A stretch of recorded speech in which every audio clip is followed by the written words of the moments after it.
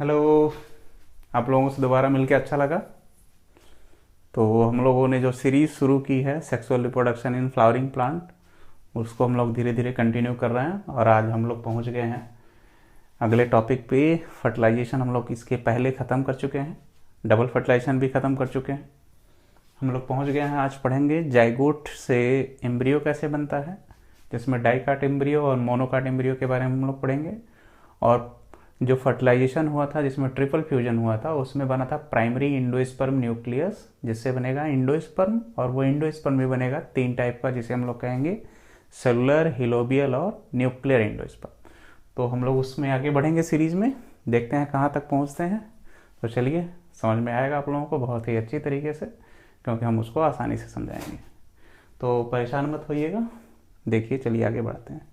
कुछ लोगों की शिकायत थी कि चैनल ढूंढने पे मिल नहीं रहा है, तो शिकायत तो दूर है। आप लोग अभिषेक एसपी सर लिख के सर्च करेंगे तो पहला वीडियो मेरा ही आएगा, और चैनल का नाम है बायोलॉजी प्लेलिस्ट। तो प्लीज़ आप लोग उसको सब्सक्राइब कीजिए, शेयर कीजिए और लोगों में बढ़ाइए। अब हम लोग कंटिन्यू बने रहेंगे। तो चलिए शुरू करते हैं हम लोग sexual reproduction in flowering plant को। तो आज हम लोग पढ़ेंगे फर्टिलाइजेशन के बाद जो जाइगोट बना है। जैसे हम लोग पढ़े थे क्या, ओव्यूल। ओव्यूल का स्ट्रक्चर मान लीजिए ये रहा, बीच में है एम्ब्रियो सैक, यहाँ बना था जाइगोट, यहाँ बना था प्राइमरी इंडोस्पर्म न्यूक्लियस। मतलब ये ऐसे है, अभी थोड़ा सा हम लोग बना ले रहे हैं रफ यूज समझने के लिए। ये ऐसे था, इसको कहते थे ओव्यूल टोटल।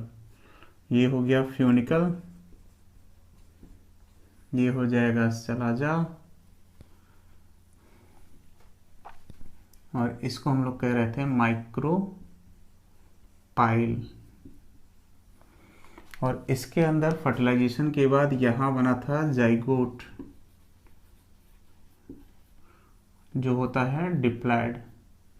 और यहाँ बना था प्राइमरी इंडोस्पर्म न्यूक्लियस, जो था 3n या ट्रिप्लाइड।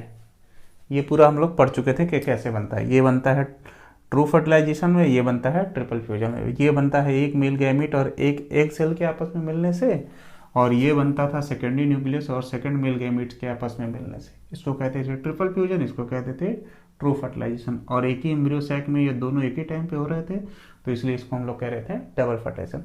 अब हम लोगों को देखना ये है कि जाइगोट से आगे क्या बनता है। तो जाइगोट से जो है वो आगे बनेगा क्या, एम्ब्रियो। और ये दो टाइप का, एक होगा डाइकाट एम्ब्रियो और एक होगा मोनोकाट एम्ब्रियो। और जो प्राइमरी इंडोस्पर्म न्यूक्लियस है ये बदल जाएगा किसमें, इंडोस्पर्म में। और इंडोस्पर्म से बनेंगे तीन टाइप के इंडोस्पर्म। पहले को हम लोग कहेंगे सेलुलर इंडोस्पर्म, दूसरे को कहेंगे न्यूक्लियर इंडोस्पर्म और तीसरे को कहेंगे हिलोबियल इंडोस्पर्म। तो तीन टाइप के बनेंगे क्या, इंडोस्पर्म। तो हम लोग चलो शुरू करते हैं पहले इसी को, कि प्राइमरी इंडोस्पर्म न्यूक्लियस से जो इंडोस्पर्म है वो कैसे बन रहा है। तो पहला टाइप हम लोग क्या ले रहे हैं, मान लो सेलुलर इंडोस्पर्म।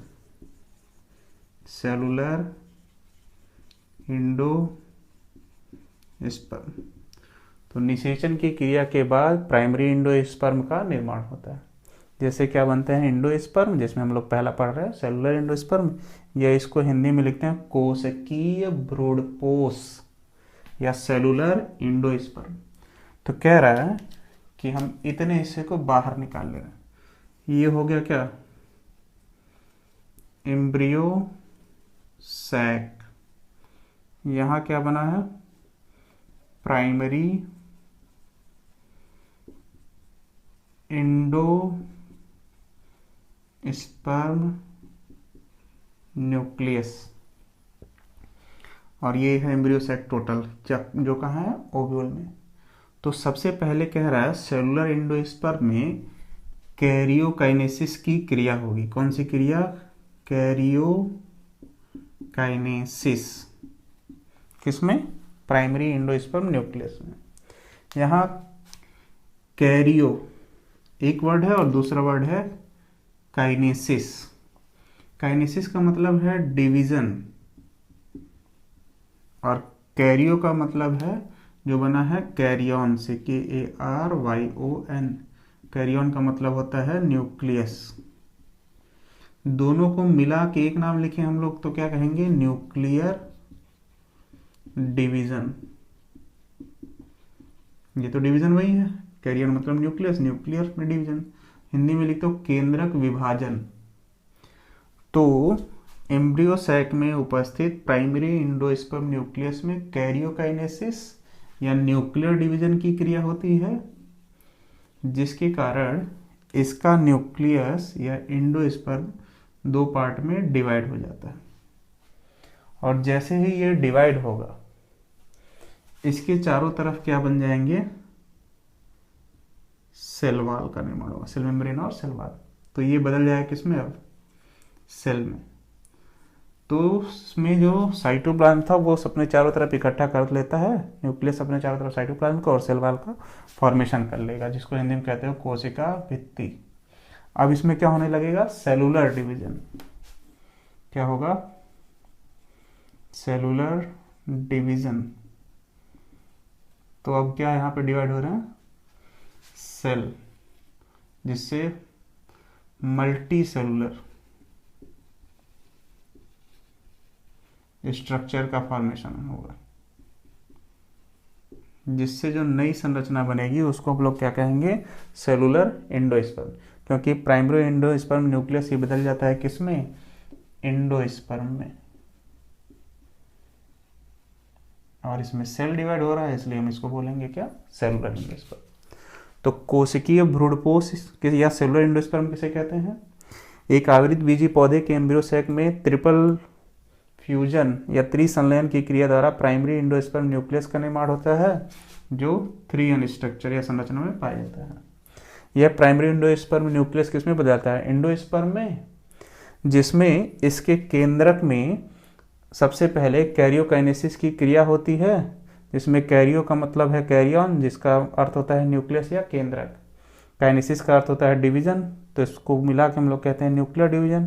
तो कैरियोकाइनेसिस को हम केंद्रक विभाजन कहते हैं, जिसके कारण इसका केंद्रक दो भागों में विभाजित हो जाता है, जो अपने चारों तरफ कोशिका द्रव्य को इकट्ठा करके सेल वॉल या कोशिका भित्ति का निर्माण होता है, जिसके पश्चात इसमें कोशिका विभाजन या सेलुलर डिवीजन की क्रिया होती है, जिससे बहुकोशिकीय संरचना का निर्माण होता है या मल्टी सेलुलर स्ट्रक्चर का निर्माण होता है। और वो मल्टी सेलुलर स्ट्रक्चर क्या होता है? एंडोस्पर्म। तो इस क्रिया में बनी संरचना को हम लोग क्या कहेंगे? सेलुलर एंडोस्पर्म या कोशिकीय भ्रूणपोष। दूसरे की बात कर लें हम लोग न्यूक्लियर एंडोस्पर्म की। न्यूक्लियर एंडोस्पर्म सेम स्ट्रक्चर है, कुछ नहीं बदलना है। एम्ब्रियो सैक है,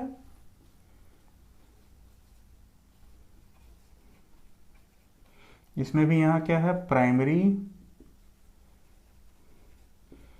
एंडोस्पर्म न्यूक्लियस। ये भी कैसा है? 3N ट्रिप्लाइड, क्योंकि ट्रिपल फ्यूजन में ये भी बनेगा। इसमें भी कौन सा काम होगा? कैरियोकाइनेसिस। कैरियोकाइनेसिस में भी कैरियो का मतलब क्या? कैरियन। काइनेसिस का मतलब डिवीजन या न्यूक्लियस, तो न्यूक्लियर डिवीजन हो जाएगा ये भी। इसमें भी क्या बनेंगे? दो न्यूक्लियस। साइटोप्लाज्म इसमें भी है, और लेकिन कह रहा है कि इसमें कोशिका भित्ति का निर्माण हो ही नहीं पाता है, इसके कारण इसमें फ्री न्यूक्लियर डिवीजन या स्वतंत्र केंद्र विभाजन की क्रिया होगी। तो ये लगातार होता रहेगा, जिसके कारण केंद्रक लगातार क्या होंगे? बनते रहेंगे। 1 से 2, 2 से 4, 8, 16, 32, 64 ऐसे लगातार क्या होगा? डिवाइड होता रहेगा। साइटोप्लाज्म है ही। कुछ टाइम बाद इसके बीच में एक हॉलो स्पेस या खोखले भाग का निर्माण होगा, जिसको हम लोग कहते हैं वैक्यूल या रिक्तिका, जिसके चारों तरफ क्या होगा? ये सब के सब क्या होंगे? इकट्ठा होने लगेंगे। और कुछ टाइम बाद रिक्तिका समाप्त हो जाती है, तो इसमें जो ये संरचनाएं बनी है उसको क्या कहते हो? न्यूक्लियस। और ये न्यूक्लियस कौन सा है? Primary endosperm nucleus. तो न्यूक्लियस होने के बाद इसको क्या कहेंगे, न्यूक्लियर एंडोस्पर्म।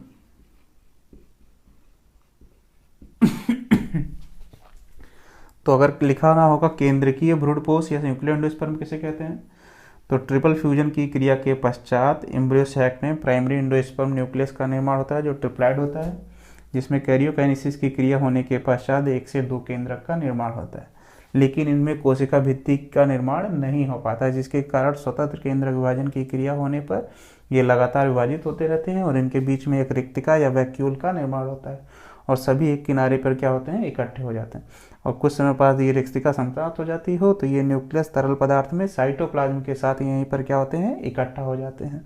इसलिए इस संरचना को हम लोग क्या कहते हैं, न्यूक्लियर एंडोस्पर्म। इसमें कोशिका भित्ति बन जाती है और इसमें नहीं बनती है।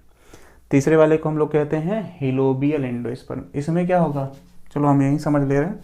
तीसरा वाला हिलोबियल एंडोस्पर्म, तीसरे वाले को हम लोग यही समझ रहे हैं ना, हिलोबियल एंडोस्पर्म। इसमें भी सेम स्ट्रक्चर है वैसे ही, एम्ब्रियो सैक,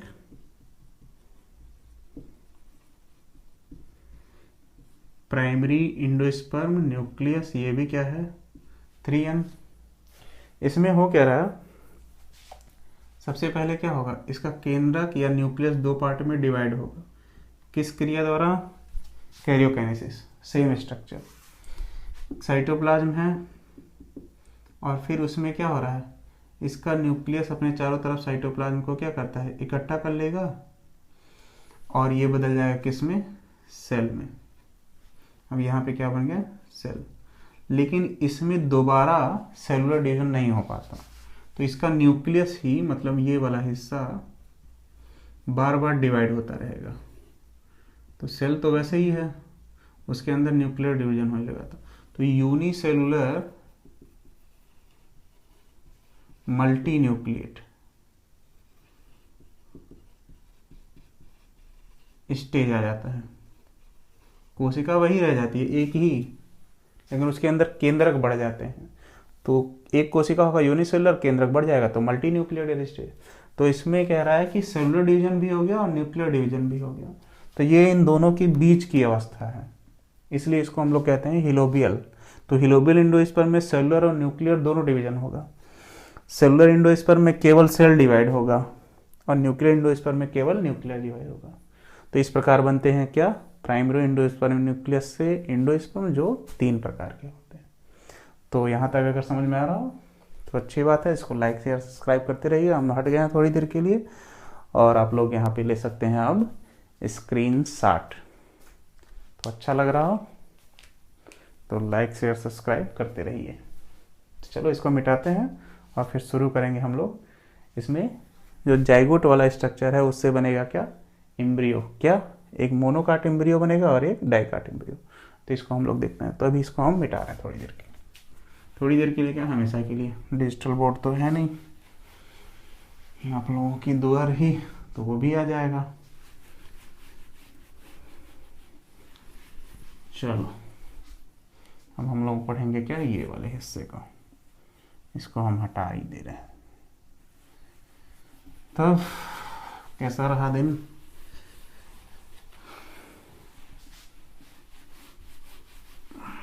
चलो बोर्ड हो गया साफ। अब हम लोग पढ़ेंगे क्या, जाइगोट से बनना है एम्ब्रियो, डाइकाट या मोनोकाट एम्ब्रियो। तो थोड़ी देर के लिए हम लोग यहाँ पे पहले समझ लें डाइकाट क्या होता है प्लांट, और मोनोकाट। हालांकि चीज़ें पता होंगी आप लोगों को पहले से ही, तो फिर उसको आगे बढ़ाने में परेशानी नहीं होगी। देखो, एक है मोनोकाट, या इसको हिंदी में लिखते हो एक बीजपत्री। तो हम लोग इसको मान लो सीड, रूट और लीफ, ये 3 चीज़ों के बेस पे समझ रहे हैं अभी फिलहाल।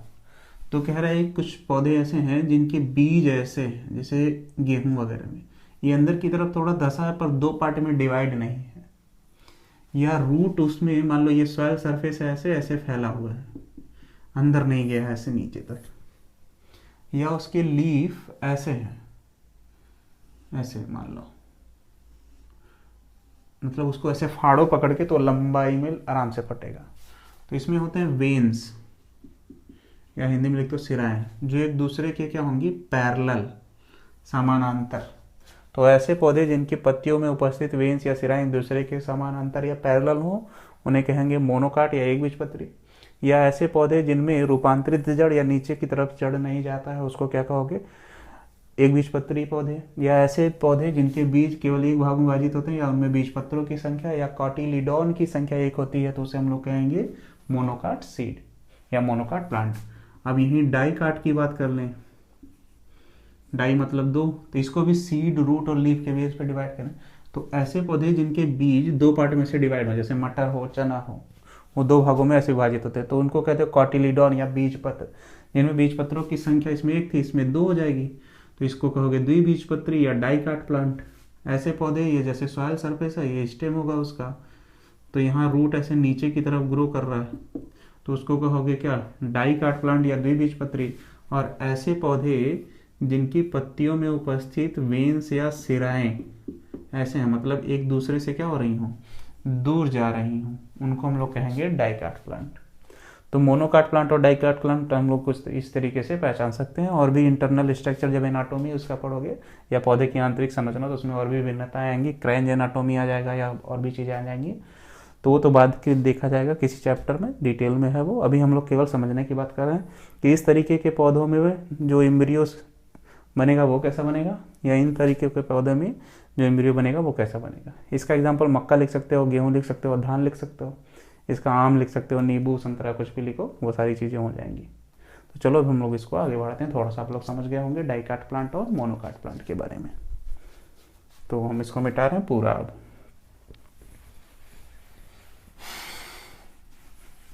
चलो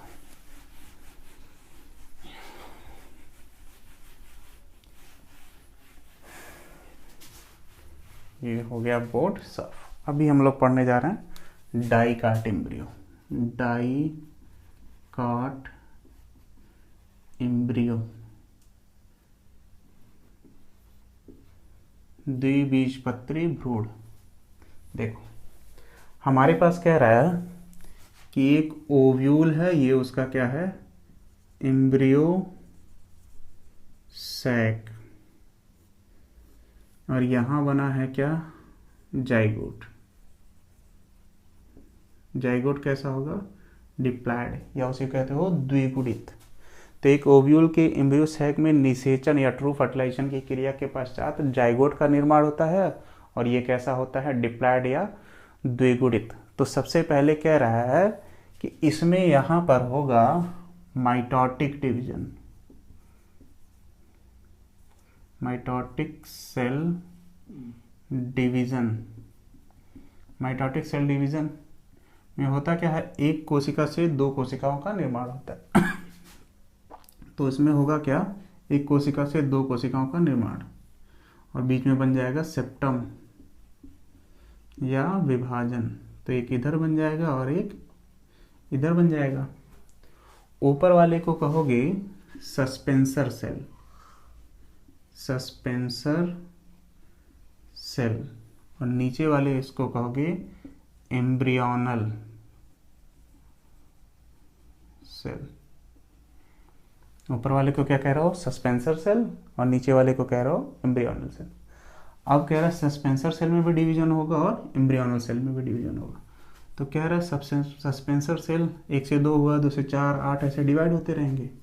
तो ऊपर बनेगा ऐसे कुछ स्ट्रक्चर, मतलब किससे, सस्पेंसर सेल से, ठीक है, यहाँ पे। और कह रहा है इससे कुछ स्ट्रक्चर बनेगा जो नीचे बनेगा ऐसे। चलो मान लो कि ऐसे बना लिए, कुछ यहाँ बनेंगे, और कुछ स्ट्रक्चर इस तरीके से बनेगा। तो इतने को कह रहे हो क्या, सस्पेंसर सेल। सस्पेंसर सेल, इसको कहोगे हास्टोरियल, HAUSTORIAL, हास्टोरियल सेल। और इसको कहते हो हाइपोफाइसिस, HYPOPHYSIS, हाइपोफाइसिस। तो ये एक एम्ब्रियो सैक है, उसमें निषेचन या फर्टिलाइजेशन के बाद जाइगोट बना। जाइगोट में माइटोटिक सेल डिवीजन की क्रिया हुई तो 2 कोशिकाएं बनी, ऊपर वाले को कह रहे हो सस्पेंसर सेल, नीचे वाले को कह रहे हो क्या, एम्ब्रियोनल सेल, जिसमें कह रहा है कि सेप्टम या विभाजक का निर्माण हो रहा है, जिसके कारण दोनों 2 पार्ट में डिवाइड हो रहे हैं। फिर कह रहा है सस्पेंसर सेल फिर डिवाइड होता रहेगा, 1 से 2, 2 से 4, 4 से 8, ऐसे लगातार डिवाइड हो रहा है, जिसके ऊपर बनेगा हास्टोरियल सेल, बीच के सस्पेंसर सेल, और उसके नीचे बनेंगे हाइपोफाइसिस। अब ये जो हास्टोरियल सेल है ये क्या करता है, होस्ट सेल से न्यूट्रिशन लेता है, जिससे उसको क्या मिलेगी, एनर्जी। तो अगर कह रहा है ओव्यूल में जो एम्ब्रियो सैक है उसमें जो जाइगोट है उससे जो एम्ब्रियो बन रहा है उसके फॉर्मेशन के लिए एनर्जी कहाँ से मिलता है, तो वो एनर्जी कौन ले आ रहा है, हास्टोरियल सेल। कहाँ से, होस्ट सेल से। हास्टोरियल सेल या होस्ट सेल को थोड़ा सा समझने के लिए, हालांकि इससे उतना रिलेटेड नहीं है, हम इसको समझने के लिए ही बता दे रहे हैं। कभी कभी आप लोग देखते होंगे कि कुछ पौधे उनकी पत्तियां ऐसे हैं, लौकी, कद्दू, खीरा में, और वहाँ पे ऐसे निकला होगा जिसको कहते हो टेंड्रिल। तो ये पौधे को लपेट के ऐसे चढ़े होते हैं ऊपर, जिसी पौधे के आधार बनकर। तो जिस सेल के अंदर गए होंगे, जैसे मान लो नीम का पौधा है, उसको लपेट के वो चढ़ा हुआ है, या किसी और पौधे पे लपेट कर, तो उसका ये वाला हिस्सा उस मोटे तने या उसके शाखाओं के अंदर चुभा होगा। तो जिस सेल के अंदर गया होगा उस सेल को कहोगे होस्ट सेल, और इस टेंड्रिल का जो हिस्सा उसके अंदर गया होगा उसे कहोगे हास्टोरियल सेल। तो हास्टोरियल सेल की सहायता से होस्ट सेल से न्यूट्रिशन लिया जाता है, जिससे उसको एनर्जी मिलेगी। अब कह रहा है ये सारी चीजें ऐसी होती रह रही हैं, तो इसके नीचे की तरफ या नीचे की तरफ क्या होगा, डिवीजन शुरू हो जाएगा हाइपोफाइसिस के आसपास। तो उससे होगा क्या, ये वाला स्ट्रक्चर थोड़ा सा चेंज हो जाएगा। तो ये वाला स्ट्रक्चर तो ऊपर ऐसे है ही, सस्पेंसर सेल वाला हिस्सा, इसमें होने लगता है डिवीजन। ऐसे मान लो ये होने लगता है डिवाइड। तो कुछ कोशिकाएं यहाँ भी बनती हैं, जिनके किनारे वाले हिस्से को हम लोग कहते हैं क्या, डर्मेटोजेन। डर्मेटोजेन अंदर बनेगा प्लीरोम, और उसके अंदर बनेगा पेरीब्लेम।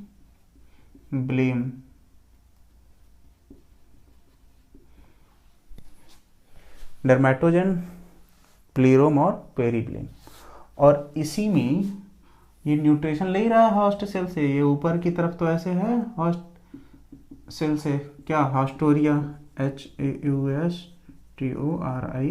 हास्टोरियल सेल, और नीचे तो है हाइपोफाइसिस या सस्पेंसर सेल। तो ये होगा क्या, ऐसे 2 पार्ट में होने लगेगा डिवाइड। ऐसे कुछ टाइम के बाद ये हिस्सा जब डेवलप करेगा तो ऐसे, और उसमें नंबर ऑफ सेल क्या होंगे, बढ़ते जाएंगे लगातार। तो अगर कह रहा है कि ये 2 पार्ट में ऐसे लगातार क्या हो रहा है, डिवाइड होता जा रहा है, तो यही दोनों आगे चलकर क्या बनाते हैं, कॉटिलिडॉन। कॉटिलिडॉन, या इसी को हिंदी में लिखते हो बीजपत्र। और इसी से क्या बनता है, जैसे सीड बनेगा तो इसमें 2 कॉटिलिडॉन बनेंगे, पहला ये, दूसरा, और माइक्रोपाइल वगैरह तो वैसे रहेगा। तो मान लो कह रहा है कि सीड में क्या बन जाएंगे, 2 कॉटिलिडॉन। तो अगर 2 कॉटिलिडॉन बनेंगे तो ये बन रहा होगा किसमें, डाइकाट में। तो जो इससे एम्ब्रियो बनेगा, एम्ब्रियो वो किसका होगा, डाइकाट का, इसलिए इसको कहोगे डाइकाट एम्ब्रियो। तो अगर पूछ रहा है द्विबीजपत्री भ्रूण का निर्माण होता कैसे है, तो कह रहा है कि एक एम्ब्रियो सैक है, एम्ब्रियो सैक में ट्रू फर्टिलाइजेशन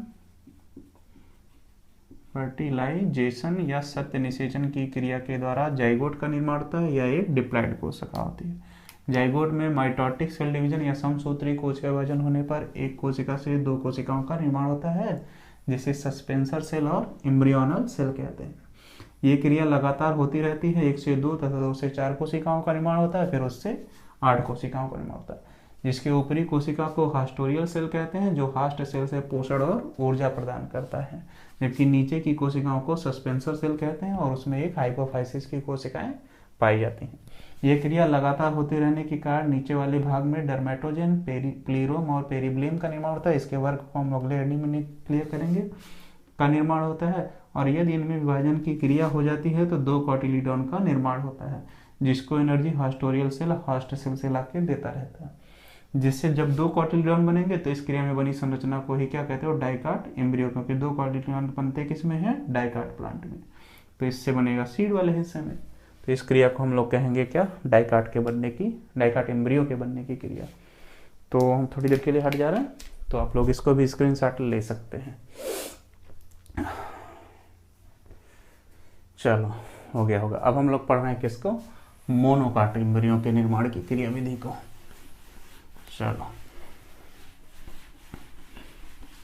लेक्चर थोड़ा सा लंबी होता चला जा रहा है, तो परेशान मत होइएगा, इसको हम लोग अच्छे से क्लियर करेंगे। चलो क्लियर हो गया।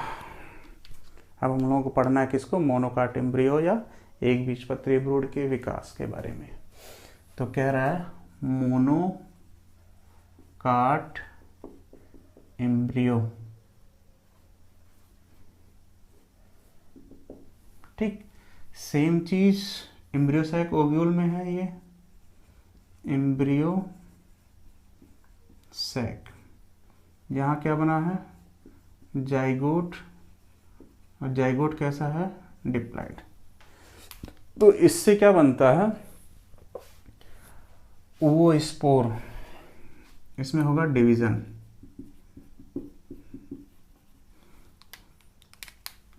तो ये रहा एम्ब्रियो सैक, यहाँ दो बन गए, सेम स्ट्रक्चर, डिवीजन।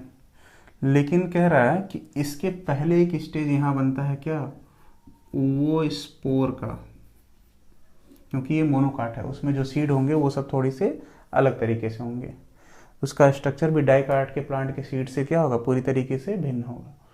तो इसमें भी बनता है क्या, बेसल सेल और टर्मिनल सेल, इस तरीके से डिवीजन होने लगेगा। तो कह रहा है ऊपर वाली कोशिका को हम लोग कह लेंगे क्या, बेसल सेल, बेसल सेल, और नीचे वाले हिस्से को हम लोग कहते हैं टर्मिनल सेल। तो मोनोकाट एम्ब्रियो में जाइगोट बनता है ट्रू फर्टिलाइजेशन की क्रिया के द्वारा, इसमें डिवीजन होता है, सेलुलर डिवीजन। तो दो सेल बनते हैं, ऊपर वाले को कहते हो बेसल सेल, नीचे वाले हिस्से को कहते हो टर्मिनल सेल। अब ये दो हुआ है, तो दो से कितने होंगे, चार, पहला, दूसरा, तीसरा और चौथा। और इस अवस्था को हम लोग कहते हैं प्रो एम्ब्रियो। एम्ब्रियो की पहली अवस्था क्या कहलाती है, प्रो एम्ब्रियो। दो से चार हुए हैं, तो चार से क्या होंगे, आठ भी होंगे। तो ये हो जाएंगे अब लगातार सेलुलर डिवीजन के कारण डिवाइड होते हुए, 8 से 16 भी होंगे, 16 से 32 भी होंगे, 32 से 64 भी होंगे। ये लगातार क्या होंगे, अब डिवाइड होते रहेंगे, cellular division, nuclear division, cellular division, ये सब चीज़ें लगातार होती रहेंगी। मतलब पहले कैरियोकाइनेसिस और फिर उसके बाद साइटोकाइनेसिस। मतलब कैरियो मतलब न्यूक्लियस, काइनेसिस मतलब डिवीजन, दोनों को मिला के हम लोग क्या कहेंगे, न्यूक्लियर डिवीजन। साइटो बना है साइटोप्लाज्म से, काइनेसिस मतलब डिवीजन, और इसको हम लोग कहेंगे साइटोप्लाज्मिक डिवीजन। तो पहले इसमें क्या हो रहा था, न्यूक्लियर डिवीजन, फिर अब उसमें क्या होगा, साइटोप्लाज्मिक डिवीजन, और ये अल्टरनेट क्या होंगे, चलते रहेंगे। तो कुछ टाइम के बाद ये कैसा हो जाएगा, ये ग्रोथ बढ़ता जाएगा ऐसे, ये लगातार क्या होंगे, ऐसे डिवाइड होते रहेंगे। तो नंबर ऑफ सेल क्या होंगे, इसमें बढ़ते रहेंगे। ये न्यूक्लियस स्ट्रक्चर क्या होगा, बढ़ता रहेगा। उससे होगा क्या कि इसका मास मतलब कोशिकाओं की संख्या लगातार क्या होगी, बढ़ती रहेगी। कुछ टाइम होगा क्या बाद, इसके स्ट्रक्चर में थोड़ा सा चेंज आ जाएगा। स्ट्रक्चर बनेगा कैसे, कुछ इस तरीके से, ऐसे ऐसा। एनसीईआरटी वगैरह उठाएंगे तो आप लोगों में ये सारे स्ट्रक्चर सेम नहीं कह सकते, क्योंकि उसमें कुछ चेंजेस भी हैं।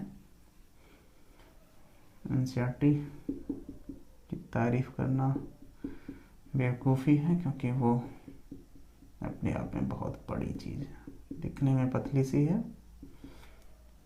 पर पढ़ने लगोगे तो दिमाग हिल जाएगा। तो ऊपर बनता है रेडिकल, प्लूमली और कॉटिलिडॉन। इसको कहते हो क्या? रेडिकल, इसको कहते हो प्लूमली, किनारे वाले हिस्से को PLUMLUE, और यहाँ बनता है कॉटिलिडॉन। लेकिन इसमें डिवीज़न नहीं हो पाता है कॉटिलिडॉन में। तो कॉटिलिडॉन रह कितना जाता है? 1। और हम लोग पढ़े क्या हैं? बीज 2 पार्ट में डिवाइड ना हो, बस कुछ थोड़ा सा अंदर की तरफ धसे हो, तो उसको हम लोग कहते हैं क्या? Monocot seed.